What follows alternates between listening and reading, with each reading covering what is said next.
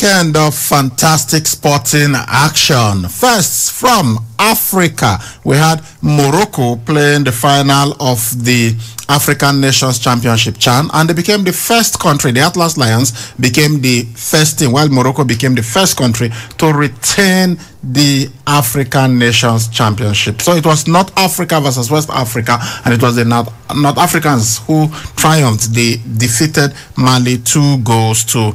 So congratulations to Morocco. And the International Federation of Football History and Statistics also released, further statistics about who the greatest players in the world are in the last decade. We gave you for that of the men a couple of days back, and yesterday they released that of the women, and they told us that our own Asisat Oshoala is the best player, women's player on the continent in the last decade. Of course, no prizes for guessing. Well, there are some names there that you might ask certain question about, but absolutely no quarrel with the choice of Asisat Oshoala being the best women's player of the last decade. For the men, well, there will always be that argument, but I think majority will agree that the person that was named the best player of the last decade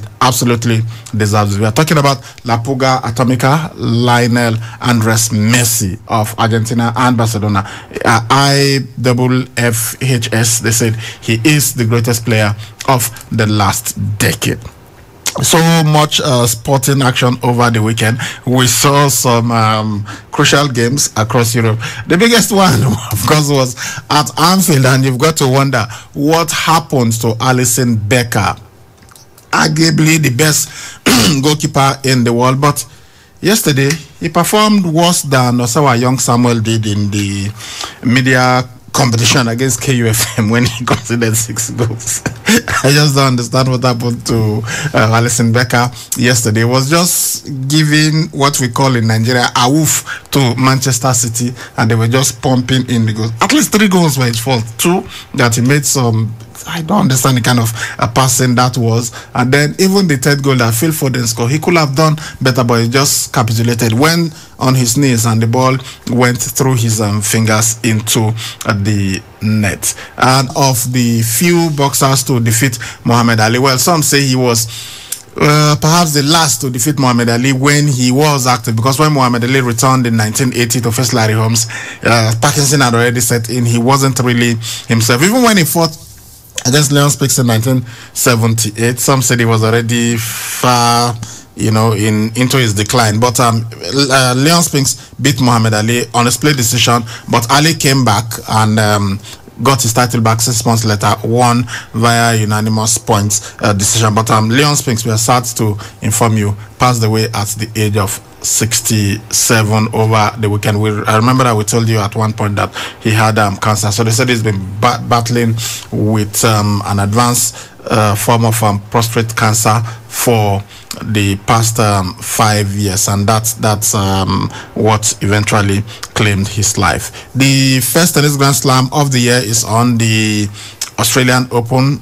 Serena Williams, Mama Olympia, was in action, and she won her game. So we'll be giving you results of some of the games that were played and other tennis stories from the weekend. And of course, the Tampa Bay Buccaneers, well, the class is permanent. Tom Brady, he went there from the New England Patriots. Everybody thought, look, his career was over. He was never going to win another Super Bowl. But he led an unfancy team to the final. And even though they played against the Kansas City Chiefs, who had the best new quarterback in Patrick Mahomes, they were able to win that match comfortably. And Tom Brady equaled his championship records to 7. It's amazing what he has been able to do at the age of 43, still going strong. Good morning and welcome to Sports Fiesta. It is live on 92.7 KFM, Benin City. My name is Saliu Ibrahim, but they call me the Sports Abracadabra because I bring magic to sports presentation and analysis. Agosa Agbekan, the sports maestro, is also on the show. Agosa, let's start from home. Morocco in action at the African Nations Championship, and they successfully defended their title, becoming the first team to do so. Yeah, congrats to them. I think early and adequate preparation is the key to success in every tournament, and they did very well. They prepared very well, and they went into that tournament on the back of the victory, in the last edition. So looking forward to retaining the title. They started very well, though in the second game they had the draw. After beating Togo, they drew with Rwanda. But in their last game against Uganda, it was the scoring prowess returned, and they got a 5-2 win over Uganda. So that's took them to the semi-final. So winning their quarter-final match against Zambia, then that was the semi-final, and that was against the host Cameroon. So yesterday's final, yes, I haven't beaten the host 4-0. I think they were just thinking, okay, let's see how we can close the tournament, with a win. But after the first half goalless draw, I was thinking, maybe it could go either way, or maybe the Malians could, spring a surprise by beating Morocco. But two defenders and the goals came from corner kicks. Bufitimi and Captain Ayo Akabi got the goals for them, which gave them the trophy. So I wasn't surprised. Yeah, they had the better team in this tournament. They scored about 15 goals. Free scoring side, resolute in defending, and they knew what they wanted. They went for it, and they got it. So no loss for them, just one draw, and the rest they've got a victory. So that goes to show that they're the best right now as far as the Chan tournament is concerned. So good luck to them. I just hope that they continue to build on this. I wonder why they are struggling in the main tournament when they have fantastic players who are based locally. I don't know, maybe from this squad they could find a way of missing experience with because the other countries will come with some of their biggest players that are not based on the continent. Although Egypt did it successfully, won it 3 times back to back, talking about the main Africa Cup of Nations, 2008, 2010, and 2006, 2008 and 2010. Yeah, largely with a home base group of players. But for Morocco, Ayub Al-Kabi scored yesterday, but I'm surprised he's had a quiet tournament. In the one that they hosted and won in 2018, he scored 9 goals in that competition. But anyway, he also did well. They eventually won the match. So congratulations to Morocco for being the first team to retain it. And at the presentation yesterday, we had the recently reinstated president of CAF, Ahmed of Madagascar.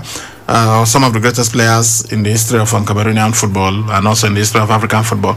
Samuel Eto'o, Patrick Mboma, and Jack Songo, fantastic goalkeeper. They were all there to take part in the presentation and the festivities. Yeah, I think that's one of the biggest tournaments in Africa, though it's for the locally based, but as far as China, the Nations Championship competition is concerned, I think that is one area where you expect the FIFA Vice President and the President of CAF to perform his duties, and I was happy with him. Was good to see a smile on his face when he was received in Cameroon. So for me, I think it's really good that things are returning pending when they have the final decision. So for me, I think as far as CAF is concerned, he's still the number 1 man, and he just have to do his job until the last day in office. So for me, I think it was a good tournament yesterday. The Cameroon, the host, yes, they did not finish the way they would have expected, but I think it was a test event. So Cameroon were also beaten in the 3rd place match. Yeah, by Guinea. Yeah, they lost 2-0 in the 3rd place match. I don't know what really happened to them in the semi-finals and the 3rd place. They conceded 4 without scoring any. I think that's really poor. Although there's a country that will host the main tournament, which I expect that we'll see better indomitable Lions of Cameroon. Though that's going to be mostly with the foreign-based players. But all the same, I think the hosting was successful, and players were able to express themselves and convince some people that yes, they have what it is to play outside this country. I'm sure very soon we'll have some of these players opening the doors of foreign clubs in Europe. So Ayub El-Kabi of Morocco, highest goal scorer 2018 with 9 goals, and at this tournament it was another Moroccan, Soufiane Rahimi. He finished as tournament highest goal scorer with 5 goals. He scored a brace in the semi-final against Cameroon. So congratulations to the Moroccans for retaining the African Nations Championship. Fantastic achievement from them. Okay, we will quickly go on a break now. When we return, we'll be looking at the IFFHS list that they released over the weekend. Please stay tuned. Honey? Yes, dear. I'm tired of the poor power situation. Every time I stock the fridge, I come back to spoiled food. I think it's about time we go solar. How? With Vertical Solar, we can have all our appliances and electronics powered by solar, and they allow us to pay small. We can pay installmentally with as low as 36,000 naira monthly, spread across 12 months. Tell me more. I know you like the idea of paying small. Vertical Solar range of products can power all household devices, including air conditioners and water pumps. What are the benefits of solar power? We are talking uninterrupted power supply, no monthly electricity bill, no more spending on generator, and no more generator noise. I see. But how can I locate Vertical Solar? Head now to 28 Country Home Metal Road off Ajib Junction, Sapele Road, Benin City, or Blossom Mall beside Stop to Shop stores, DBS Road, Asaba. Or you can call them on 0816 170 1105 or 0703 623 4843. You can also send them an email on info@verticalsolar.com.ng. Vertical Solar, your lifetime power partners. Uncle Dentist, wetin be cavities and how Colgate take dey protect my teeth from cavities? Shey dey use comfort? No dear, na hole for teeth dey cause most tooth pain wey be cavity. But if you use Colgate Maximum Cavity Protection, take brush every day. The confirmed formula go help keep natural calcium inside our teeth wey go protect them from tooth decay. Time don reach to upgrade to the world's chosen toothpaste Colgate, because Colgate locks calcium in. Keep cavities out! Now the Nigerian Dental Association, they recommend Colgate. Africa,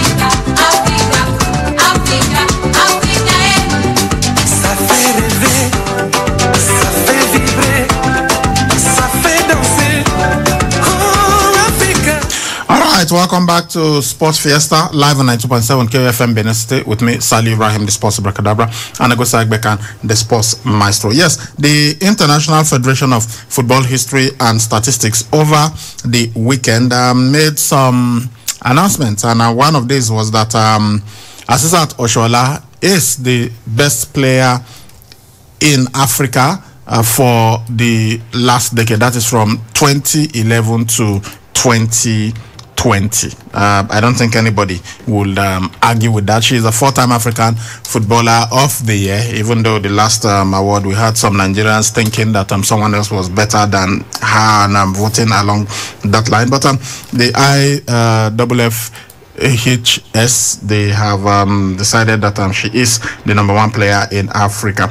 But number 2, they gave it to Gabriel Leonie Ngaska of Cameroon, and then Ngozi Okobi of Nigeria was rated the 3rd best player. I have no problems with Oshoala being #1. I have also no problem with Okobi being #3. But Ngaska, I was thinking even Gail Nganamut of Cameroon would be better than her. And there are at least a couple of South African players that I could have felt were, higher than Ngaska. Well, following our performances over the past decade, well, I think they put so many things into consideration. Oh, like what? What did she win? What did she achieve? How many goals did she score? But if you look at her individual performance for his club, what he was able to do with the club, even if she does, even if she doesn't get to help our team to win a big trophy like the CAF, the UEFA Women's Champions League. But all the same, I think looking at what she has been able to do, I think that's what placed her in the second spot. But the first and second, yes, I don't agree with her choice. Like from Cameroon, there are great players there are other players that you could have picked. Yeah, but that I am baffled at this choice. If it were to be you would have preferred someone else to her. But looking at talking based on statistics, based on what they have done, based on the goals. How do you judge a player if the player is a striker, for instance, you look at the number of goals. She is a forward. How many goals has she scored? What has she done in this? But if we look at that, sometimes we have to go back to so many things that have happened in football, where somebody will perform better than the other, and given the statistics, everything present on the table, the result will still go the other way. So for me, I'm not surprised, because these days you see, the more you look, the less you see. You could see things from a different angle, and others see it from another angle. So I'm not really surprised. But kudos to Asisat for making us proud. She has been the face of Africa as far as women's football is concerned. I've not seen any other African who would walk straight into the Barcelona females. If I mention Tebing Gatlana of South Africa, you remember? Tell me one tournament where this Ngaska she was excellent, or she did anything great. Yeah, you could say maybe it's not I could say. I'm asking, tell me one, give me one, and say, okay, in this tournament, this girl was fantastic, and maybe that was why she was given this she was placed so highly. I've mentioned Gail Nganamot of the same Cameroon. She is, in recent years, she has not been that fantastic, but there were times when she was red hot. If they had even mentioned some players from Equatorial Guinea, those two times that they won the African Women Championship, they had some players there that were awesome, especially their captain. I've forgotten her name. One very light skinned. I think she's of a mixed parentage. She's very skillful captain of Equatorial Guinea. So if they had mentioned that, if she had been the one that they listed, then I will absolutely have no problem. But this the choice of Ngaska is questionable.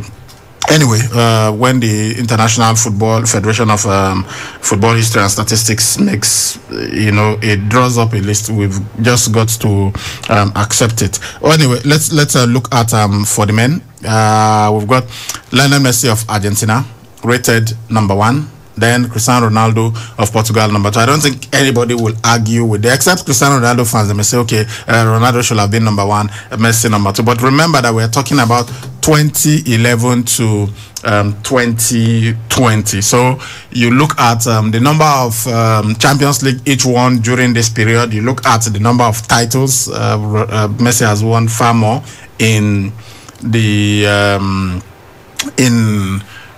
if you're looking at the titles, the league titles, yeah. But for Champions League, how many did Messi win during this period? When was the last time Barcelona won? They won it 2015. Yeah, Juventus semi-final with MSN. That was the last one. No, I think Ronaldo has even won more Champions League this decade, though. Ronaldo won more Champions League. When he just Real Madrid won it in 2014.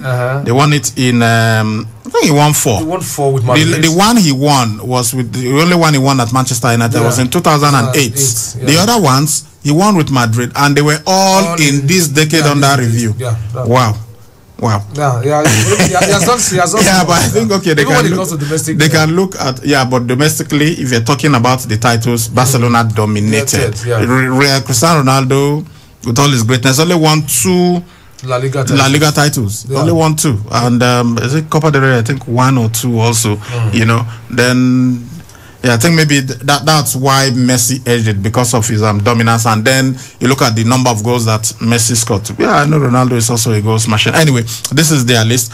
Top 10. Number 1, Lionel Messi. Number 2, Cristiano Ronaldo. Number 3, Andres Iniesta. Number 4, Neymar. Number 5, Sergio Ramos. Number 6, Manuel Neuer. Number 7, Robert Lewandowski. Number 8, Gianluca Buffon. Number 9, Zlatan Ibrahimovic. And number 10, Luka Modric. Remember, this is the top 10 of the last decade, 2011 to 2020. Before you start asking us, where is Kylian Mbappe? Where is this person? These guys, I know theirs will be in the future. And when we're talking about the next 10 years, Kylian Mbappe, what's this guy's name? Erling Braut Haaland. Yeah, these guys will be there. But I'm a bit surprised that Eden Hazard did not make this list. 2011 to 2020. Eden Hazard has had a fantastic season before Eden Hazard should be. I'm thinking he should be on this list, going by what he achieved in the last 10 years. His goals, his assists, the titles he won. with Chelsea. I think it should be, but you've got so many players who one will expect to make the team based on what they've also done. Maybe that's the reason why they have to carve out. Maybe we just read out about 8 or 10, but all the same. 10. Yeah, I think. And you have 2 goalkeepers there. Yeah, Eden Hazard is a fantastic. Buffon and Manuel Neuer. Yeah, these guys, they deserve to be there. Honestly, I think for Buffon, I would have wanted him to win the Champions League, of which he has not won, which is really an important trophy to a goalkeeper. But his exploits, with the Azzurri of Italy as well as the old lady talking about Juventus has been. It wasn't this decade that he won the World Cup. It was in 2006. Yeah, 2006. So why is it here? Manuel Neuer at least won the World Cup in. Even Manuel Neuer, 2014. No, it was in the 2014. Yeah, it was in 2014, yeah. And he's won the champ. So I understand that of Manuel Neuer. With Gianluigi Buffon, I don't know. I'm beginning to scratch my head on this one. So for me, I think it's good. Let's see those that will make the top 10 in the next decade. But so many are in the pipeline right now. Honestly, even Joao Felix of Portugal and of Atletico Madrid in the next 10 years, and I'm sure if he continues to maintain this present form, it could be one of those who will be mentioned. So this is the reason why one has to really up his game, his or her game, in case when they are counted, then they will also be outstanding. So for me, kudos to those that made the list of the top 10 this past decade. All right, let's go to the FIFA Club World Cup. Tigers of Mexico, they became the first side to reach the Club World Cup final. They beat Copa Libertadores champion Palmeiras of Brazil. Veteran French striker Andre Pierre Gignac, he's 35 years old. He scored his 3rd goal of the tournament by giving them the winner, giving Tigers the winner from the penalty spot. So we know that later today it's going to be Africa at play, Al Ahly versus the champions of Europe, Bayern Munich. So whoever wins that game, we hope it will be Al Ahly, will be going to the final to play against Tigers. Congrats to Tigers for getting to the final and becoming the first CONCACAF team, to get to the final. It wasn't really an easy one. The match where you have an experienced Pierre Gignac of the Frenchman scoring that goal for them. I think it goes to show that yes, this is where experience counts once you get to tournaments like this. So for me, I think it was huge for them. They have to celebrate that until the final is being played and they know where this pedal will swing. But we know right now that Bayern Munich, they are favorites to win that title, but they just have to cross the first hurdle, which is beating the African giants and African champions, talking about Ali. So I think it was a good one for them. But for Palmeiras, having won the Copa Libertadores, their own version of the Champions League, are coming to this tournament. Well, I thought, okay, maybe it was fatigue, kind of. Maybe that was what played in their part. But no, we started with a game of 11, and once you have a semi-final that is so tight, yes, once the side takes the lead, it could end that way. If you are lucky, you could get a draw. For me, I think it was just that goal that separated them, and the resolute defended from Tigers proved that yes, they could go on to hold their own in the final, even if they are playing against one of the dreaded teams with fantastic strikers up front, talking about Bayern Munich. But booking the place right now and making history, I think that was great. Historic victory for them. So kudos to them for making it to the finals. Okay, let's quickly look. There's so much to talk about and so little time, but let's just try and run through this. Let's go to league football, and we begin in the English Premier League. Yesterday we saw Manchester City travel to Anfield. They've not won there. Pep Guardiola has not won there. Now Manchester City themselves as a club, they've not won there in a couple of years. I think about 2003. Yeah, about going to about 17 years now. And yesterday, I don't know, at one point it was Man City having an opportunity to take the lead. They had a penalty, and the Anfield penalty hoodoo came to haunt them again. For Ilkay Gundogan, somebody who has been in red hot form, who has been scoring goals, surprisingly, because this guy is even a midfielder, but the way he has stepped up and is banging goals, you would bet that he was going to score yesterday, but he almost hit an aeroplane with that kick, and we began to wonder.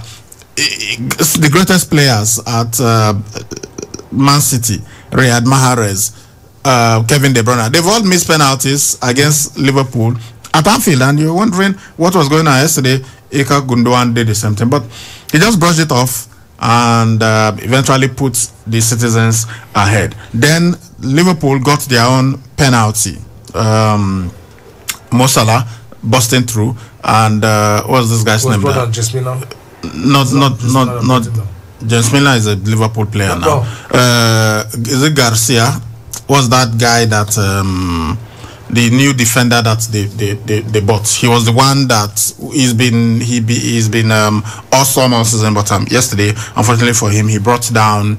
He just touched the hand of Mo Salah, but as a striker, yeah, maybe that's what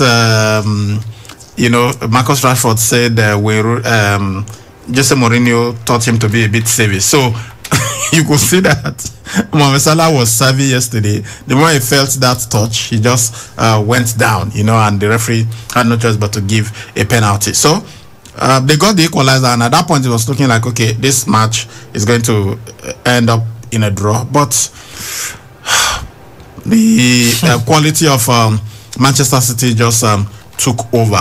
They kept pressing Liverpool, and Liverpool they were forced to making back passes. But even on the two occasions that they gave those back passes to Alisson, I did not expect that he was going to make such blunders. In fact, the first goal, it was 2 consecutive errors on his part. He made the first one. Man City got the ball, but somehow Liverpool escaped. But it was in the same movement, in the same play. The ball came back to Alisson, and I kept wondering, why are they passing the ball back to him again when they've just seen that he made an error and maybe he was still jittery, but they gave him the ball back again, and then he made the same kind of error passing the ball to a Manchester City player, and the Liverpool City attack, it was 2-1. Ilkay Gundogan scoring again, and then a couple of minutes later, this time it was even worse than the one he did previously. Passed the ball again to Manchester City, and they scored again from it. Then the 4th goal, which was the 3rd in the second half for Manchester City. Phil Foden, yeah, I know he just went past the Liverpool defender easily and hit the shots with his left foot, his weaker left foot, but Alisson, maybe because of the errors he had committed in the last couple of minutes, he just went on his knees. If he had stood up tall, I'm not taking anything away from the quality of the strike, but that was savable. He could have prevented that 4th goal from going in. Not that it will have made any difference anyway, but you've still got to give that as a goalkeeping error. Yeah, if he had not made those 2 blunders, I think that thunderous shot from Phil Foden, all he needs to do was to put his palms, onto the ball, and that would just take the ball, across the past the crossbar. But notwithstanding what he did yesterday, he had all the time in the world. I don't know what he was thinking, what he was doing with the ball. I was just watching, looking at what he would do with the ball. How can you have Ruben Diaz was the guy I was trying to remember who fouled Mohamed Salah. You cannot have that time on the ball, and you tell me you don't know what to do with it. Even if you are going to hit a kick into the pitch, it's going to be a high one and straight to the striker, and not what he was doing. I don't understand what he did yesterday, but I think the manager said he had a cold feet. That was why, but he's just trying to defend him. But as a goalkeeper, he needs to watch that. Yeah, the manager said what all Liverpool fans have been saying. Look, it is true.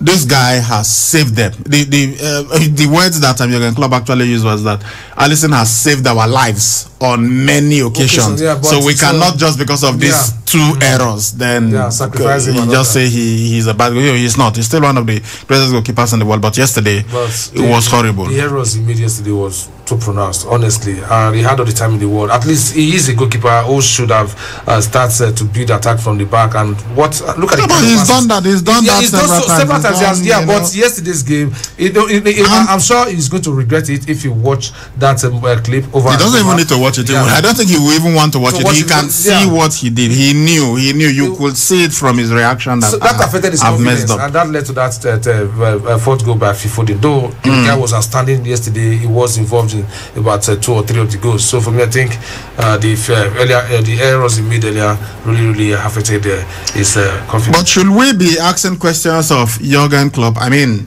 you were playing against Manchester City, arguably the best attacking side in the team. Your defense had to be really strong. I know he has been forced to, have a makeshift center backs, but yesterday at least you had 2 or 3 natural defenders on the bench. But maybe because they were just coming into the team, he decided not to use them and started with Fabinho and Anderson, who we know are not defenders, even though they've excelled as centre backs. But come on, you were playing against Manchester City. Maybe you should have just gone a bit more traditional. Okay, I'm going to move these guys to the midfield where they will have even be more effective. Then get people who, although they are just coming into the team and maybe you are scared that they may not be too comfortable and all that. But that is their natural habitat. Why not have your player, your captain, and the other experienced midfielder playing as midfielders? Then you bring in guys who are just coming into the team and you play them as defenders. Yeah, Kazak and Ben Davies, yes, they just joined them. But have they played this kind of game before? Have they been involved? And is it not too easy, too quick to throw them into the fray and against the? But with the benefit of hindsight now, I'm sure he will be regretting it. Yeah, he would. But he thought, okay, maybe Anderson and Fabinho, with their experience, haven't played here before, though it is not their regular position. But I think they could also hold their own. It was a risk yesterday, and sometimes it pays, sometimes it also fails. And yesterday, they capitulated, and just because of that error from the goalkeeper, because at the time it was 1-1. Yes, maybe they would feel okay, even if you cannot take the maximum points, let's take a point from this game, and they were so happy. But following those errors, then there was absolutely nothing they could do any longer. And even the defenders, the old players were not happy, but they just have to slow down to see how the game will end. But as a manager, maybe their next game, I'm sure this guy will be fit enough. He has lost 3 matches consecutively at home. That's the first time it's happening to him. I mean, you've got to wonder what is going on. Jurgen Klopp, one of the best managers in the world. In fact, according to FIFA, is the best manager in the world because he won the award in the last FIFA Best Awards. Although I think it is Hansi Flick. Come on, with what they achieved last season, Hansi Flick deserved that award. But you look at the substitutions that he made yesterday. In such a game, he took out Thiago Alcantara and brought on Xherdan Shaqiri. He took out Curtis Jones, who to me was one of Liverpool's better players in the first half, and brought on James Milner. He took off Andy Robertson when the match was basically gone, and brought on Konstantinos Tsimikas, who, of course, they bought recently, to the Greek guy to replace Andy Robertson. So those were the 3 substitutions that he made yesterday, and we saw that they were not effective. So maybe as a manager, he ought to take some blame too. Yeah, the box top at his table, and he's the one to do. He makes the selection and he takes the blame, and also he also takes the praise whenever they go on to win. But yesterday he knew from the blast of the whistle that yes, going to that game, City, they were in fine form. They've played a couple of games without losing, and they've been on the winning run. They've not even considered in how many matches until that penalty yesterday. Yeah, the fine form has been, on the side of Manchester City. So one will expect them yesterday to win that game. The only way Liverpool could close the gap was to win that game. But the form going into yesterday's game, the Liverpool were beaten by Brighton and Overbeyond. They were beaten by Burnley. And now these are teams that Liverpool on a very good day will run over. But yesterday they met the table toppers and in flying colours and in fantastic form coming to Anfield. Yes, they also had something to do, which is to win at Anfield for the first time since 2003. So all this coming to play. The City just took advantage. Although no thanks to Alisson Zero. Honestly, it would have been a different result. Okay. Manchester City now on 50 points from their 22 matches. Closest to them is Manchester United. They are 5 points off them, and City have a game in hand. Manchester United have already played 23 matches. City have played 22. Then you have Leicester City on 43 points from 23 matches. Liverpool 40 points from 23. Chelsea are now just 1 point behind Liverpool, 39 points from 23. But the reason why I'm looking at the table and reading it out is because I want to ask a question. Is it all over? Has Man City won the title? No, they've not won the title. It's not all over. But they are. Who will catch them? 50 points. 50 points. 5 points off Manchester United. With a game in hand. With a game in hand, yeah. And the way they've been playing. Fantastic, yeah. But which of these clubs will catch Liverpool? Yeah, they will catch a Manchester City. They will also have their own issues very soon. They've had their issues already. But it doesn't, they have struggled. At one point, Manchester City, I think that match they were even way back about 15th or so, but that was early in the season. I think they had a couple of outstanding games. So they've had, it's not like they've just been in superb form and everything is working well for them. They have had issues. Kevin De Bruyne has not been in this team. Kevin De Bruyne has not been in this team for a couple of games. Sergio Kun Aguero has hardly been in this team all season. And they are now, after they've played 22 matches, they are 5 points clear of the second place team, and they've got a game in hand that they can just throw away. They can use their academy team to play that match and they will still be ahead. I'm looking at them, and I'm looking at the clubs that have a realistic chance of catching them. Yeah, and I'm wondering, can they do it? Manchester United is the closest to them. Liverpool, I don't know. I think they will find form, but can they go on to do this? Because to catch Manchester City, you've got to win like 7 or 8 consecutive matches, and you hope that they will be dropping points. They will be playing draws and maybe losing a couple of games. Yeah, I don't believe that they are going to win the remaining matches that they have. But how many clubs will win the remaining matches that they have? How many clubs can match them? In the last 4 matches, they've won all 4. Only Chelsea have been close to them in terms of the number of wins that they had in their 4 games. Chelsea have drawn 1 and won 3. Manchester City have won all 4. So looking at the momentum and the way they dispatched Liverpool yesterday, 4-1 at Anfield, is there realistically any team that can catch them? Yeah, realistically, there's a team that could which team? Yeah, to me, I'm looking at Liverpool if they find their form, and Manchester United. No, it's 22-23 matches right now. Okay, they're looking at 38 games. No problem. They are contenders for the title, but we cannot give the title to Manchester City. If it were to be Rangers of Scotland and Celtic, I was okay. Rangers have won, but now with 5 points, and because they've won almost all their matches that they've played, so they will also have their own issues as before the season we end. They've had their issues. I know they've had it, but they cannot continue to win games without dropping points. So tell me which one among these teams will keep winning games and Manchester City will be dropping points. Let's look at the next 10 matches before we can conclude. Let's look at the next 10 matches. Next 10 matches there will be in 32 matches. That will be 32 33, but they have 38 games. So yes, they are informed now, but that doesn't mean nobody can. Manchester City is going to win the English Premier League this season. Okay. Manchester City will win it. They will drop points. They might even lose a couple of games. Of course, I know that, and anything can happen. It's possible. But looking at the way the other teams around them have been playing, Chelsea are struggling to make the top 4. Liverpool, with the way they are going now, I think top 4 might be okay. If we get top 4, we'll be okay. Manchester United are struggling now to remain in the top 2, top 3. For not, Leicester City, these are the things that are closest to what's their name? Manchester City. Or is it Aston Villa that we are going to say, okay, with time they are going to catch Manchester City? Or is it Liverpool, Arsenal that we would think will catch Manchester City? Not even Chelsea. The two teams I'm looking at are Manchester United and Leicester City. Yeah, if Leicester City go on the winning run and maybe United, if not that they missed that opportunity to level points before City won their game yesterday. Yes, it would have been a very maybe 2 points of difference, but all the same. Okay, let's look at the other games, because there are other sports that we've quickly got to look at. Chelsea, you've got to say well done. Not the vintage performance yesterday, but a win is a win is a win. They got 3 points, which is the most important thing.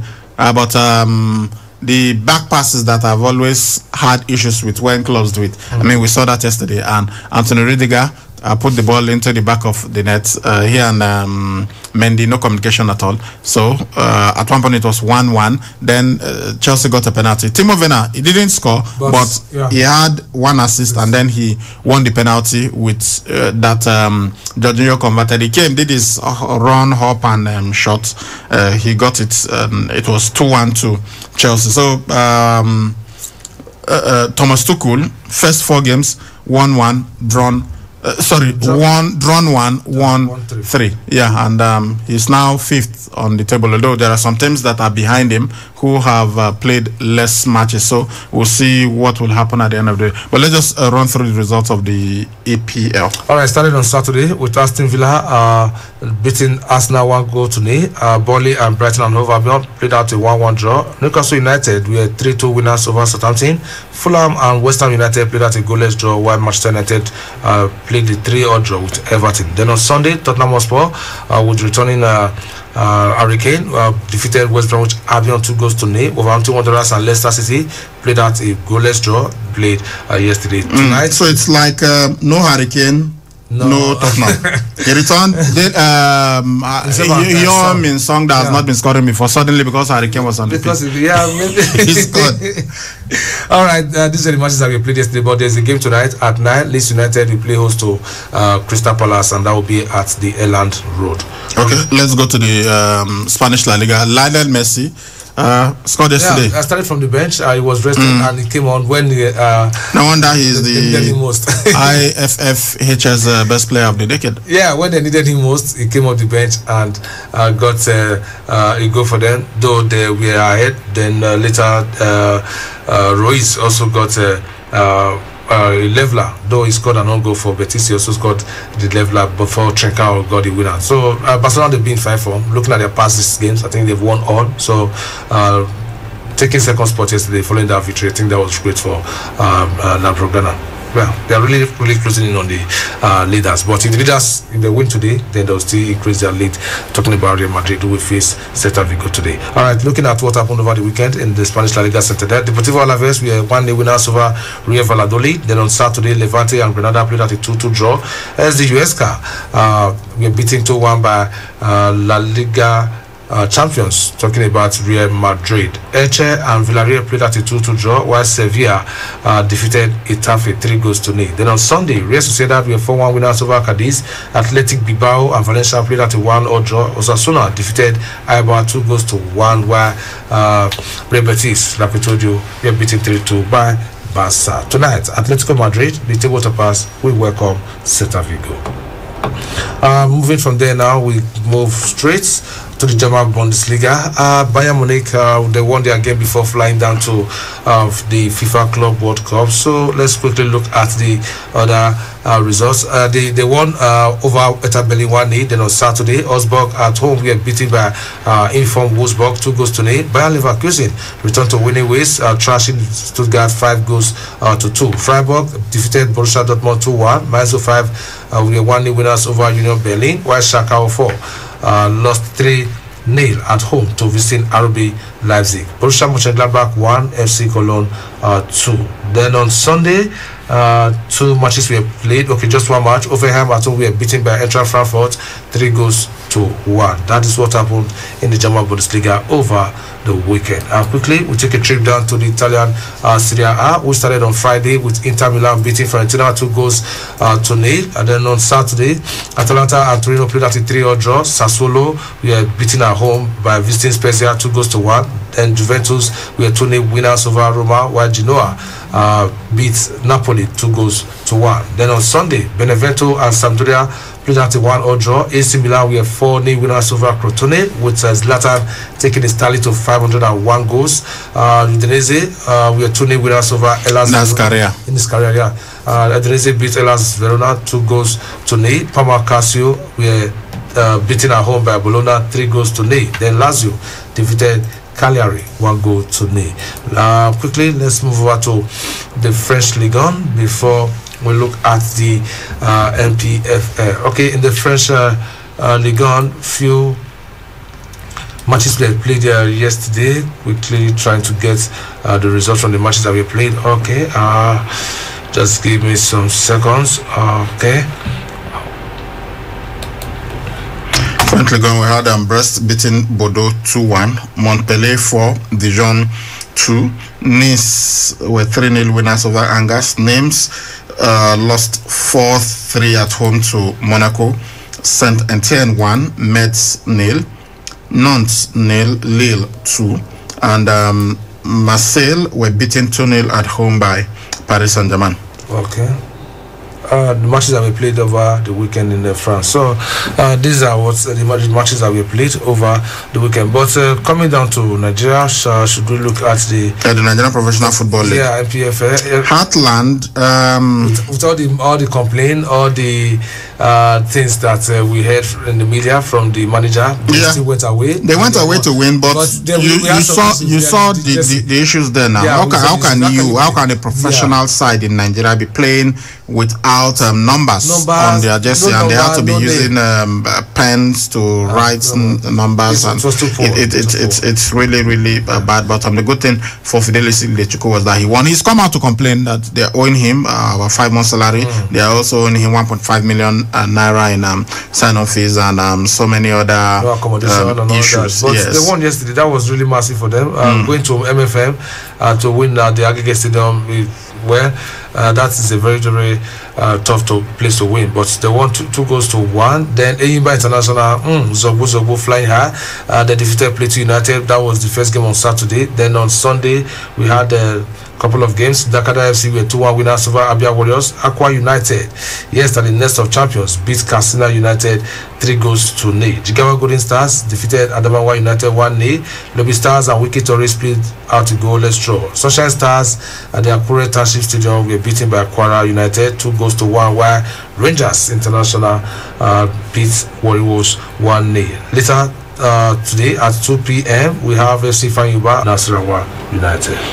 Okay, the matches that we had from the Nigerian Professional Football League. Let's quickly go to other sports now, and I will begin with football, but a different kind of football, the one you call American football, the NFL. Wow, it was a great weekend for Tom Brady. He's 43 years old, but he led his team, the Tampa Bay Buccaneers, to the Super Bowl. That is when you win the final of the NFL season. They played against a team that you will say maybe the best in the league so far, Kansas City Chiefs. They won it last season, and so they were looking to retain it. But Tom Brady led his team to a 31-9 victory over Kansas City Chiefs. At halftime, they were already leading 21-6, and then they went on to ensure that they won this competition at the end of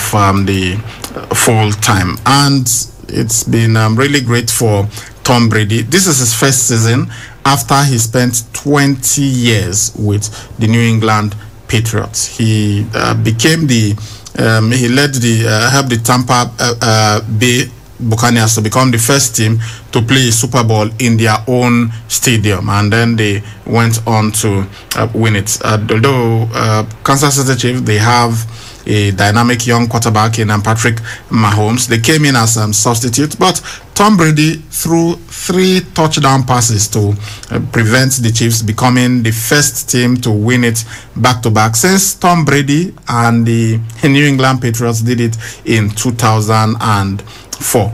And at 43 years and 188 days old, Tom Brady became the oldest player to play in the biggest game in U.S. sports, and then he extended the record for Super Bowl appearances to 10, and he joined Peyton Manning as the only quarterbacks to win the Super Bowls with 2 different teams. Already is widely regarded as the greatest NFL player of all time, and he decided to leave New England Patriots in the offseason for a new challenge, and then he went to Tampa Bay Buccaneers, and he told them, look, I want you to bring certain players, 3 of them who were my teammates. Even got they scored touchdowns yesterday for the Tampa Bay Buccaneers. Kind of reminds me of what Diego Maradona did when he joined Napoli, and he told them, okay, I want Carica, I want Giordano, I want this player, and they brought all of them for him, and then they went on to win titles and did great stuff. So congratulations to the Tampa Bay Buccaneers. We do not have time to talk about the halftime show. Okay, let's quickly tell you this one. Former world heavyweight boxing champion Leon Spinks has died at the age of 67. He is mostly remembered for upsetting Muhammad Ali in 1978 by a split decision to become world heavyweight champion, and then Ali won the rematch a couple of months later. And of course, he also has a younger brother, Michael Spinks. That's the one that was beaten by Mike Tyson in 91 seconds. Leon Spinks' younger brother Michael also won the world heavyweight champion. He beat Larry Holmes, the man who beat Muhammad Ali also, and then also defeated Leon Spinks. He knocked Spinks out in 3 rounds. Okay, so that's the situation. His son, he has a 42-year-old son that's named Corey. He was a former undisputed welterweight champion. I also won a title in light middleweight. As we mentioned to you, his younger brother Michael, who's 64 now, was undisputed light heavyweight champion for a period in the 80s. Then he went to the heavyweight where he won the IBF title and avenged Leon Spinks' loss to Larry Holmes. He unfortunately was diagnosed with prostate cancer 5 years ago, and he's been battling that illness. Our hearts and thoughts are with the family. Okay, quickly, let's, I don't know which to, let's go now. Let's look at the Australian Open. It has started. Serena Williams was in action, and she won a match, and we've got so many women's first round matches also taking place. So Serena Williams, she's aiming to equal the record of 24 Grand Slam, and she was able to beat Laura Sigmund in just 54 minutes. She won that encounter 6-1, 6-1. Naomi Osaka also made a convincing start. This was thought to be tricky for her, but she beat Russia's Anastasia Pavlyuchenkova 6-1, 6-2. Yeah, straight sets. She wants to make a bold statement. Also, Serena Williams, who withdrew from the Yarra Valley Championship. Yeah, for me, I think she was in a top form. Honestly, 6-1, 6-1 over Laura Sigmund. Yeah, that was great. Osaka also starting on a positive note. It was great also. But for former champion Angelique Kerber to be the first seed to be knocked out, I think that was the upset, one of the biggest upsets so far we've seen from the tournament. So.